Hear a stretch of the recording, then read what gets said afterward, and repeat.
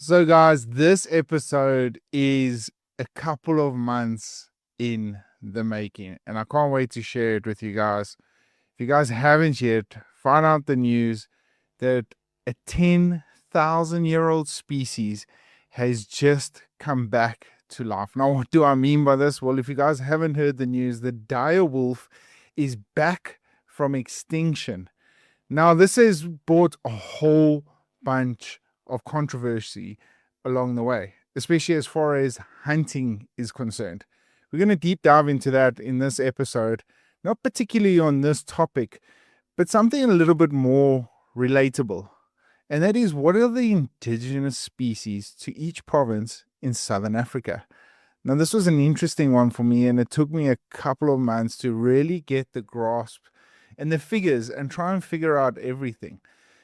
The sources I have are going to be down in the description. There's more than, I think there's over 60 different sources that I have used, and I've compiled the best possible list I can find, from conversations to books and just basic resources on the internet. So I would love to know what you guys think of this week's episode of the podcast. And without further ado, let's get into it.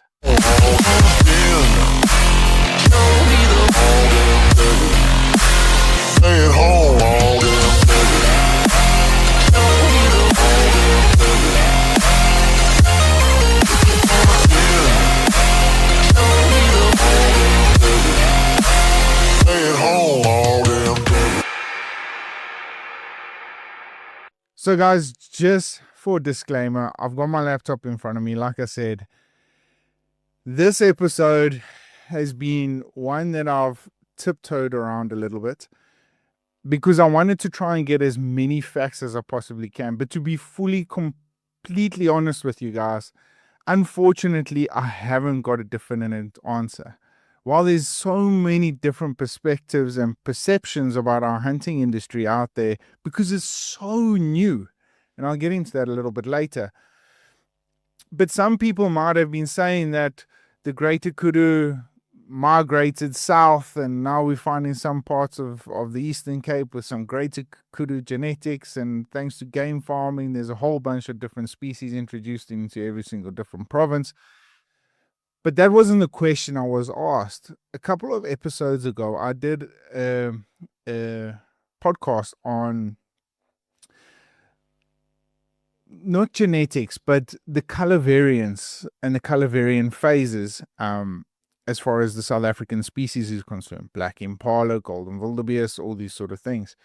But one of the questions that were brought to light for me, and it was somebody that had traveled around South Africa. Now, those of you that have and been very fortunate to go to some of our national parks, a lot of the questions get asked in those national parks is that why are there only so few number of species? Now, it's an interesting one because, for instance, in the Addo, there's an abundance of kudu, warthog, impala, red hartebeest, and all these sort of species. It's indigenous to that part of the country. Well, essentially believed indigenous. Now, what do I mean by this? Well, as we get into this podcast, you guys will see that there's a couple of species that even surprised me of not being indigenous to certain parts of South Africa. I'm a little bit amazed, to say the least, that from the resources I've gathered, a lot of this has definitely left me, when I compiled this episode, it left me asking more questions and getting answers out of it. So I would love to hear what you guys anticipate from this episode and what have you taken away from it. Some of the points are going to be correct in your guys' eyes and some of them aren't. Some people might have very good arguments why certain species don't originate from certain parts of South Africa, and others might agree with me. So this episode was purely designed on opening that conversation and opening that platform around the campfires and having different conversations. Essentially, that's what PH Journals was all about.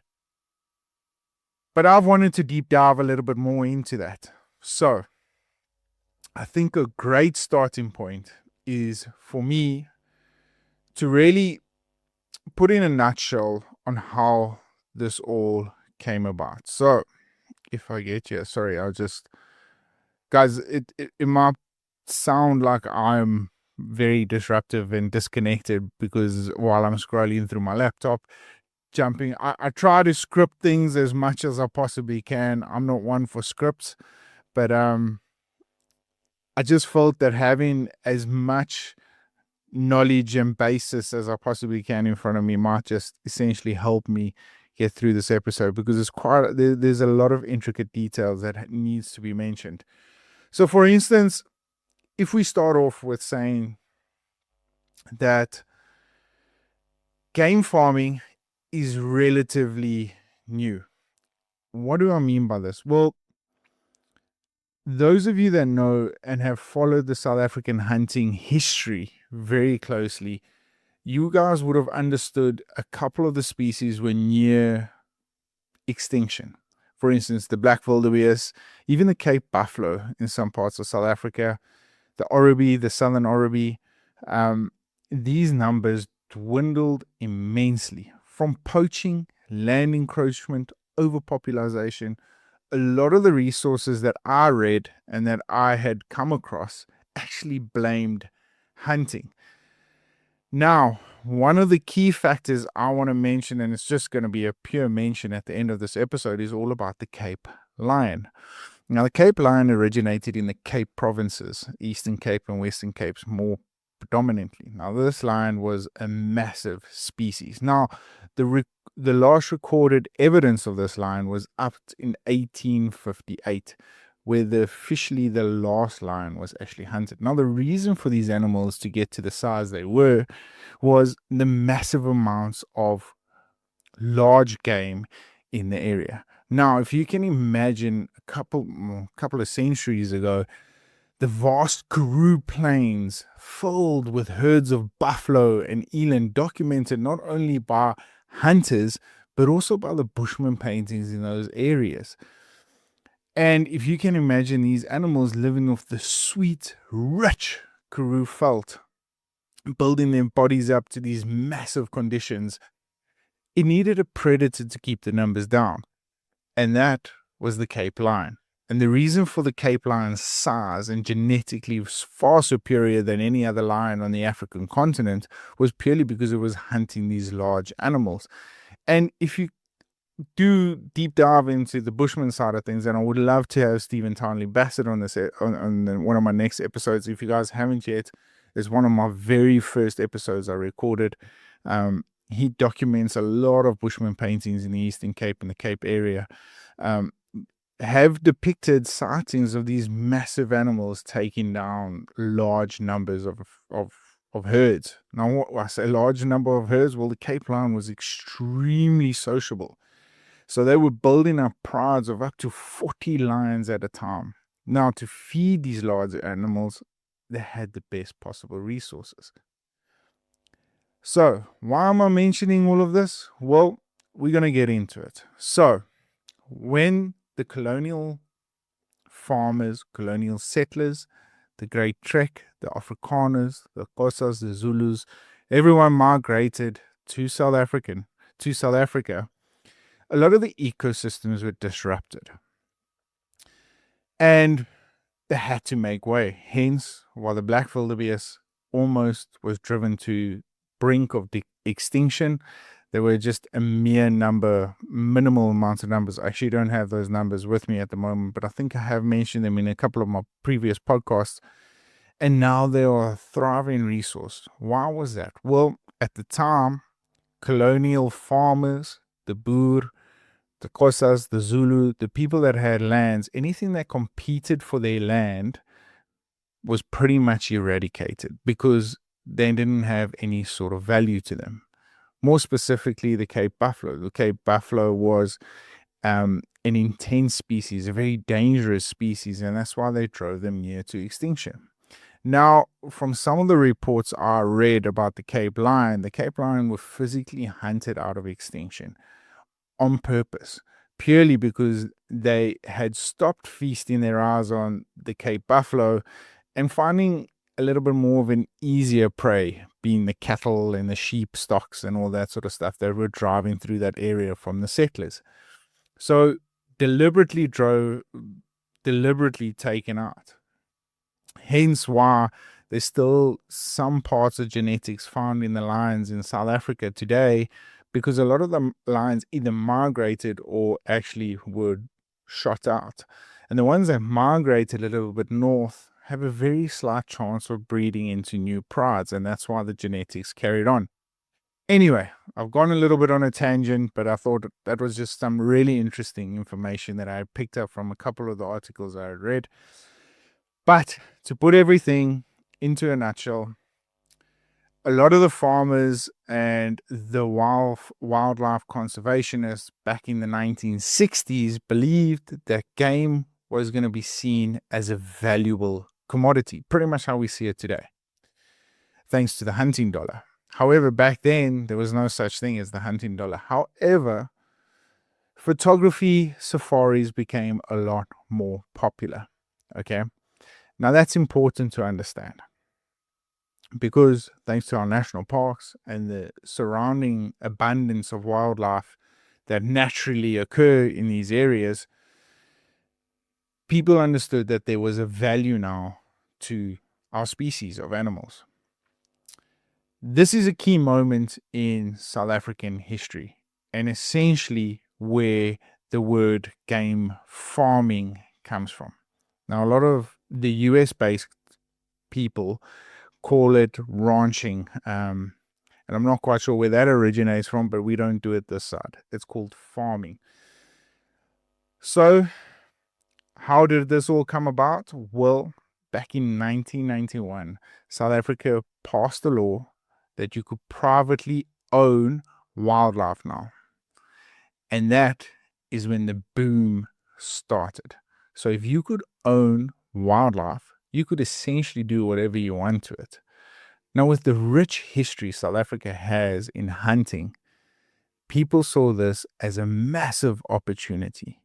Hence, why they started putting up, instead of stock fences, they put up half fences, and they bred their numbers up on their property to a reasonable amount. And this is the true meaning of conservation. Yes, have we manipulated the ecosystems? 100%. But it's hard to believe that if we didn't do this radical transformation or put systems in place for us to own wildlife, we might have a very different South Africa today. At the time, South Africa was growing at a rapid rate. We were just about to come out of apartheid. The investment opportunities into the South African continent or into the South African country was massive at the time, and the boom really started taking off. So you can only imagine that large investments, large populations all over the country, we might see a very, very different country to what we have today.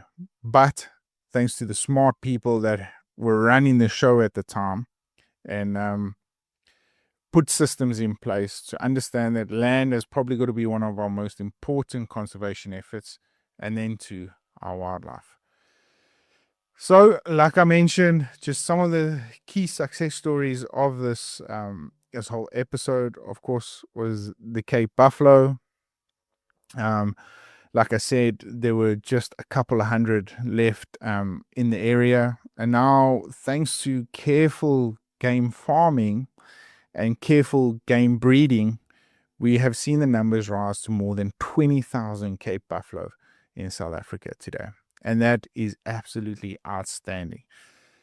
I'm about to do a podcast with a great gentleman called Jeff Ford. He's done exceptional work down in the Port Alfred area with bringing back the Orobi numbers. And that is all just purely thanks to the hunting dollar. But now, with this, there are always some controversies. So we've manipulated ecosystems. Rare subspecies have been altered, essentially. And ethical lines have been broken, especially with the color barrier type of move. But anyway, with that being said, let's dive into the list of animals that I have come across that are actually indigenous to certain parts of the country. Now, for those of you that have never been to South Africa before, South Africa is divided into how many? I think it's 8 provinces, 9 provinces. Sorry, chief. My geography teacher is not going to be happy with me about that. So essentially, it's been divided into these 9 provinces. And prior to all of this, we had migrations in South Africa. Some people have gone on to document the Drakensberg eland. The eland used to migrate across the Drakensberg mountain range, actually chasing fresh vegetation along these mountainous ranges. And also the Tetebi. Now, for me, I didn't believe that the Tetebi actually I didn't think it was indigenous into South Africa. I thought it came from parts of Namibia, Zimbabwe, Botswana, that area.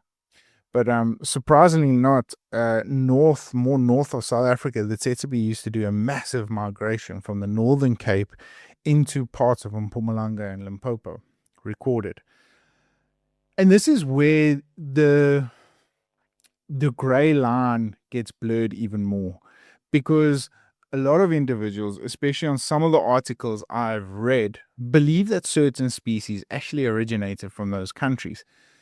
And if you look at the breeding patterns and if you look at the migration patterns, no one can really put a finger on it. Yes, there are certain species that you can actually for sure say that they come from that area because they're not migrating animals. However, the large number of herd species that are mentioned in this list probably don't really originate from these provinces. However, having migrated across these vast different plains and landscapes have subsequently meant that, yes, they are part of certain provinces to date.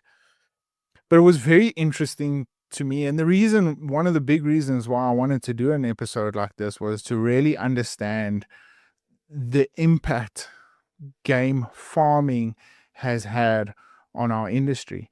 And I'm saying that, and I'm going to be I mention it with the utmost respect, because I personally believe that introducing new species into, let's call them hunting areas and not game farms, but hunting areas, has been a blessing in disguise. I think we've rescued, yes, we may have altered ecosystems and we may have altered migration patterns and animal behaviors and all that sort of stuff that have popped up in the arguments. But in essence, in the bigger picture, we've rescued a species from the brink of extinction. Now, one of the questions were asked to me about this whole direwolf thing, and we got into conversation about it, was that when specific species were extinct, it meant that something had to give way for these animals to either die off. We're not talking about catastrophic activities like a meteorite or anything like that, and like the Cape lion. But we're talking about bringing a species back that has been extinct for more than 10,000 years. What has the biodiversity, what has the ecosystem delivered on to this point that makes us as human beings think that these animals now can survive in a new habitat? Joe Rogan said something very interesting on his podcast the other day, and it made perfect sense to me, because I've always been one for reintroduction of species into a natural habitat that they were essentially known to be in. I've always been an advocate for it to be, well, why aren't you introducing these wolves into Yellowstone? Well, things have changed since then. Movement has changed. The animals that are inside Yellowstone aren't aware of predators anymore, so they're stupid. They will be like, if an elk sees a wolf come running past, he's like, well, that's a strange looking dog, and stand still. And that's easy pickings for a highly intelligent predator that's looking for its next meal. So he made a perfect point in that. And this just goes to say again, human intervention when it comes to things like that, and especially now bringing this extinct species back, it does ask a lot of questions. It raises a lot of eyebrows, and I can completely understand why it would do that. But for some of us, myself included, it's kind of cool. It really is kind of cool, because I believe it's just another form of conservation, because if a species was going to be, let's call the black wildebeest. The black wildebeest was driven to near extinction because land encroachment, right? The black wildebeest, some of the reports I've read, and a majority of the reports I read, is that the black wildebeest damaged land, and they're very hard on the veld. They damaged land, and hence why farmers decided to eradicate them, because they weren't bringing any value to them. They had no value, right? They couldn't shoot them for meat. It was very difficult to take photos of them because they were running around like clowns at the bush, excuse the pun. But also they damaged valuable grazing lands. So the farmers and hunters alike drove them to near extinction, right? There's a reason for that. There's a reason that those species didn't have a place in the food chain anymore. However, conservationists have essentially taken those animals and nurtured them someplace else and helped them to adapt to the new environment and bred their numbers up. And I'm just talking from my point of view. And I know we never had humans around back then, but if nature couldn't do it, then why are we so hard on ourselves to bring these species back? Because maybe we can have the opportunity of bringing these species back, not just for the good of visual appreciation, but also for the good of understanding better biodiversities, what they were like back 10,000 years ago. And how do we do that? Through animal behavior, through genetics, and all that's understanding animal genetics and DNA from a species born all that time ago. So again, I've gone on a little bit of a tangent. I apologize. I'm very excited about this episode. We're already 21 minutes in and I haven't even mentioned the first list. So let's just get into it. So from province, the Limpopo province, of course. So these are the indigenous species. What I've compiled from the amount of resources I've had, that they're indigenous to. So Limpopo, the Greater Kudu, the Southern Impala, Nyala, Bushbuck, Sharpsgracebuck, and Zetebe. So there's 2 points that I need to mention in this. The Zetebe was more prominent in the northern parts of Limpopo. Same too with the Sharpsgracebuck. Bushbuck is the Limpopo bushbuck, far different in color variance compared to what the Cape bushbuck is. And now the nyala. So for the better part of South Africa, nyala were understood that they were predominantly found in KwaZulu-Natal.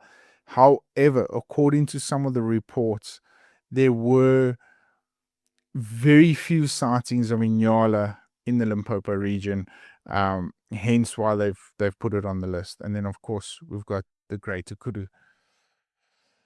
In Mpumalanga, we had the common rebuck, the grey darker, the mountain rebuck, and Orobi. There's mention now the Orobi and the Sharpsgracebuck in very limited areas in Mpumalanga. It was a high traffic zone. So what I picked up from a lot of the articles, it was a massively high trafficked zone for illegal immigrants into the country. Hence why a lot of the population of not easy, but vulnerable species were taken off thanks to human, or driven a little bit far north in the highlands and stuff. So mountain rebuck, more commonly found in the highland areas. Then we get down to Gauteng. Historically, home is the grey darker, steenbok, and springbok. More in the southern parts, you found the springbok. A lot of the species in Gauteng, from what I understand, is that back in the day, before the big city lights and all that sort of stuff, it was just massive, vast areas of grasslands. So the springbok, the steenbok, they thrived in those areas. There were also sightings from the southern parts of Gauteng, the blesbok migrating into that area. Northwest, of course, we have springbok, more in the western parts. The Tetebi, they were in selected areas. Now, this is where that migration comes from the Northern Cape across. Now, whether they were even indigenous into South Africa, I always believed that Tetebi were not indigenous to South Africa. However, doing a little bit of research, it really opened my eyes to how much of the species I didn't know came from here. Actually didn't. So it was, mind blowing to say the least. So it's said to be in very few selected areas. And then the red hartebeest, surprisingly, comes from Northwest.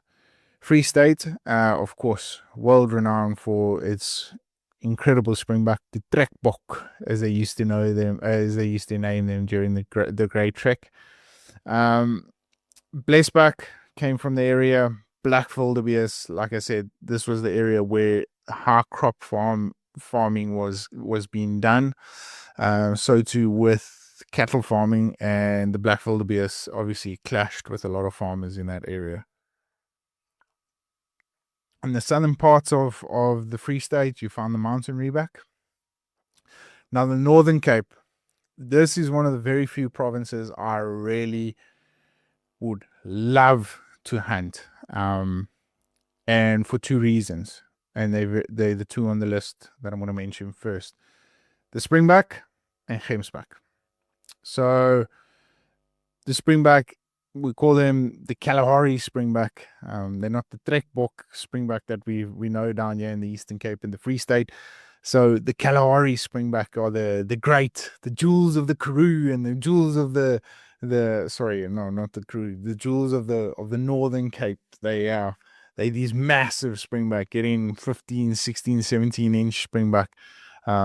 Beautiful animals. They really are something special in the Northern Cape. And of course, the most iconic desert antelope has to be the gemsbok. And it's just a true Kalahari experience, hunting the gemsie up in the Northern Cape. And that's very, very high up on my bucket list. Steenbok, darker. And this was an interesting one for me. Reports have had it. Now, I don't know if the guys that have smuggled these species in have what would you say, dummied or fooled the conservationists and highlighted that the roan antelope are indigenous to the Northern Cape. Now, this surprised me. However, I will, for a good reason, put the articles. I mean, of course, all my references are going to be down in the description. Without my description looking like a Christmas tree, I would really like you guys to go along and read some of those articles that I found. The roan was a very, very interesting one for me. There was a lot of mixed feelings about this, and some people say that they were just brought across the border from neighboring countries. Some people say that they naturally migrated into the Northern Cape. However, on very rare occasions, you would see the roan, and it's debatable. I don't know. I'm in a mixed opinion about that.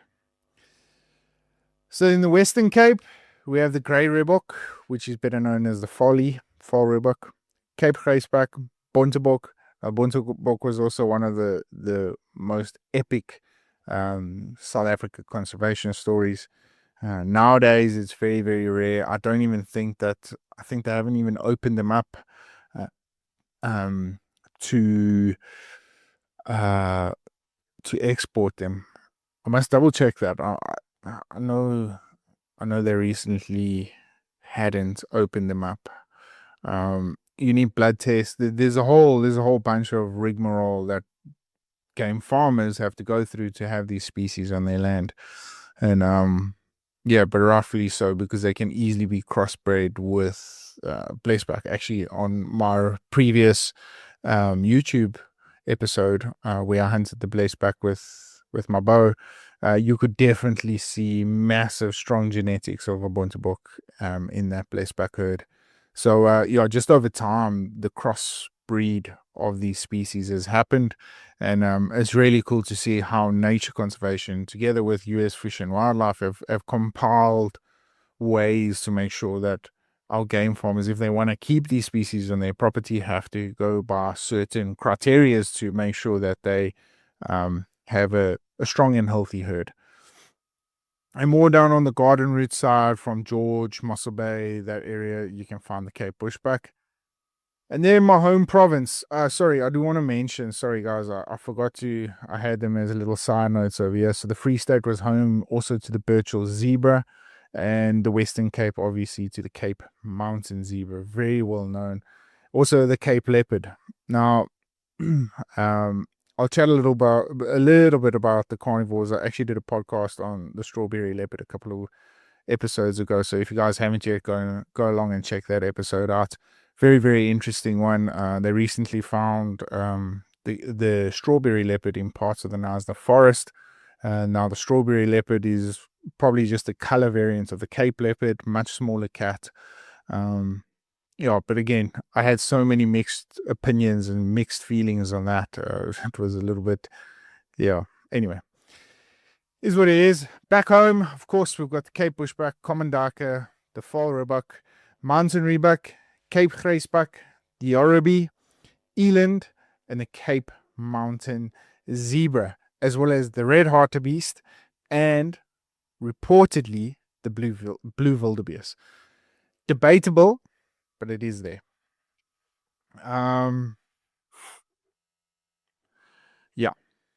And then, of course, the Eastern Cape is known for the warthogs, so too are many of these other provinces. Warthog were probably on, I want to say 90%. I think the only place I didn't pick up warthog was the Western Cape. Yeah, but warthog probably throughout most of even the African continent. Okay, Eastern Cape, KwaZulu-Natal. Of course, their flagship animal was the nyala. Sorry, I missed one here. On the Eastern Cape, blue darker was another one. That was blue darker, common darker. I did mention common darker. Blue darker was on here as well. So, KwaZulu-Natal, nyala, red darker, blue darker, common rebuck, oribi, and bushback. And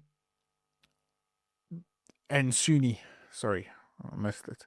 The common rebuck was an interesting one. Apparently, they migrated down from Mozambique. However, a lot of them believed that they were indigenous to the area, which is pretty cool. I love common rebuck. I think they're really cool animals.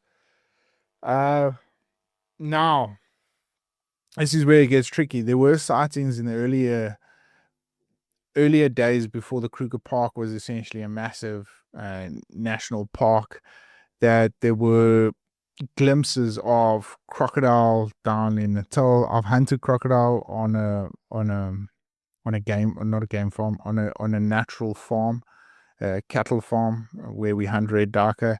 We got permits to hunt them there. We found hippo there in the Shushiwi area. So all these species have been renowned to be across the whole of South Africa. Now, crocodiles 10 to 1 that you find them up in Limpopo, in the more warmer provinces of the Southern Africa. Hippo, likewise, they've got thick, blubbery skin. So, I mean, a lot of them have been indigenous down here in the Eastern Cape, Western Cape have been found. So they've been scattered all over. And, yeah, giraffe as well. So giraffe have been found pretty much everywhere you can find an acacia tree. Has been a rich population of giraffe. Again, I think the only province that never had a recording more north of that province, almost into the Northern Cape, was the Western Cape of giraffe. But it was just, for me, amazing to see the indigenous species that I had no idea that, for instance, like the roan, the Northern Cape, still, it's a flip of a coin for me. I'm not 100% sure. I wasn't convinced by any of the articles that I read.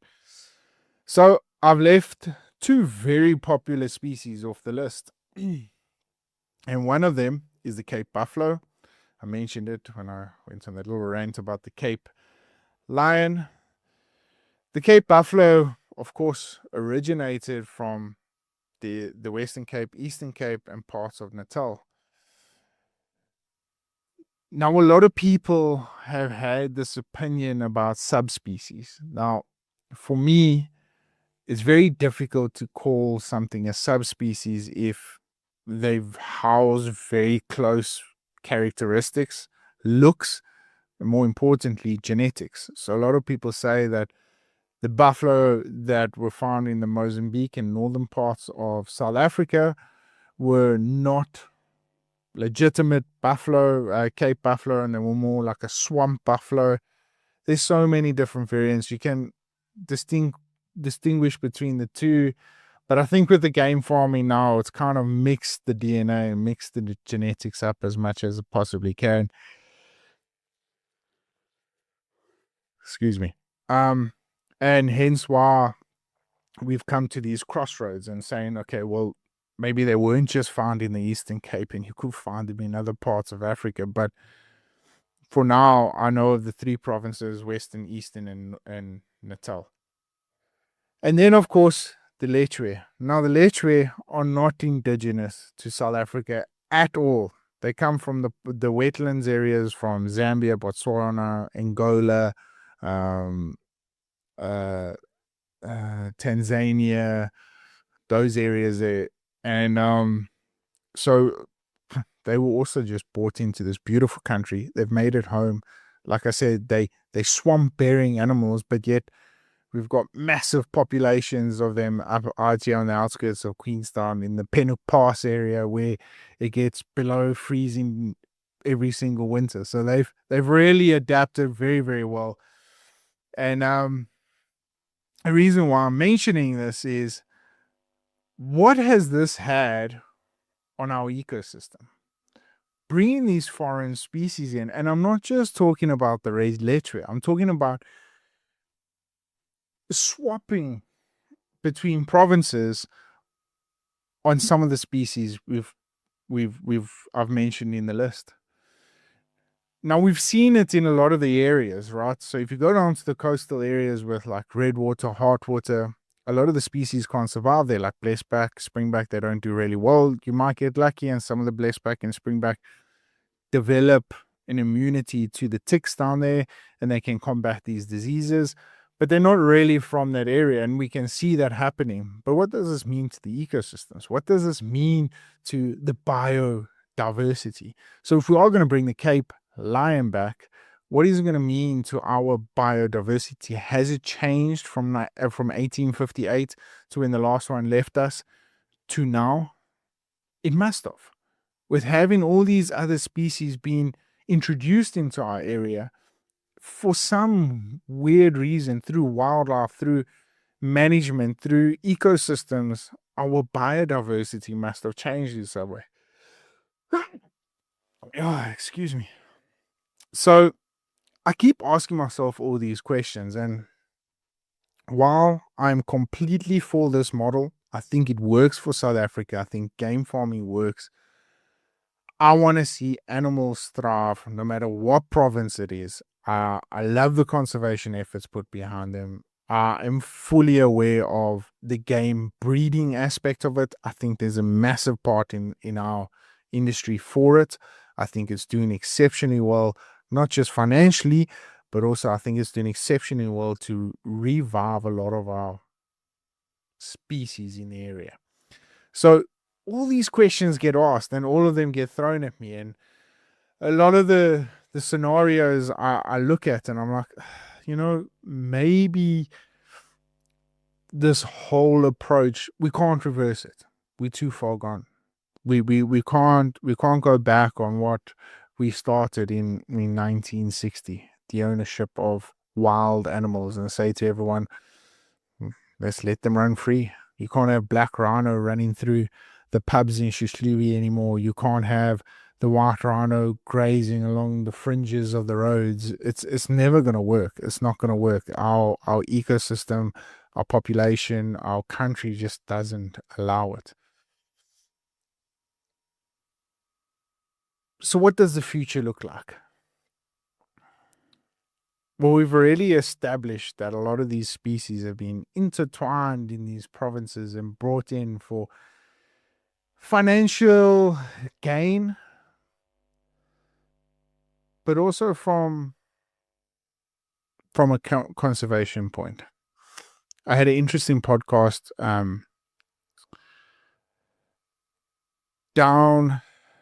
had an interesting podcast with Buffalo Kloof a couple of episodes ago, and the good work Warren Rippon's doing in that area just really shows the wonderful impact that individuals have by simply just caring for wildlife. It goes a very, very long way. And it shows the ethics behind biodiversity in that area, the ethics behind wildlife conservation, the ethics behind community enrichment, upliftment. And essentially, that's what this end goal should look like. We should be enriching people's lives, not with just financially, but knowledge, care, empathy, because we can learn a lot through what we've done as a human species to preserve what we have today. We damaged a lot back in the day, and we might be damaging a lot today. But our main goal has always stayed the focus point of our existence, and that is to preserve our wildlife. And in some cases, even bringing it back to life from all those years ago. Yes, maybe as humans, we didn't have any sort of influence in the extinction of those species, but we're wanting to give it a second chance. We're wanting to bring it back to a world that is completely different to what they might have inherited as a genetically modified species. And I've been very fortunate to be able to watch this and watch how it grows, watch how different aspects of these individuals bring things to life. For instance, Buffalo Kloof was purely just a dream for Warren, I'm sure. And now to have black rhino, elephant, probably 4 out of the 5, big 5 on his property is something very, very special, something admirable to see. And then you got the conservation efforts of John X Safaris, who are ethically selecting old, mature animals to hunt ethically and make sure they represent the hunting industry on the ethical conservation side. And without these incredible individuals, none of this could ever exist, ever. There's too much conflict behind all of this. So, yeah, the list means nothing at the end of the day. It was just out of interest. It's more about us as humans trying to figure out the best way forward for magnificent wildlife. And yeah. So, guys, that's it for this week's episode of the podcast. I don't know. I hope I did it justice. I'm running through some of the points I had here, and it doesn't seem like I've left anything out. Yeah. An interesting list, to say the least. Whether you agree or disagree with it, I would love to know your guys' opinions. And as always, if you are, happy hunting. Until then, stay safe, stay blessed, stay humble. We'll catch up with you guys soon.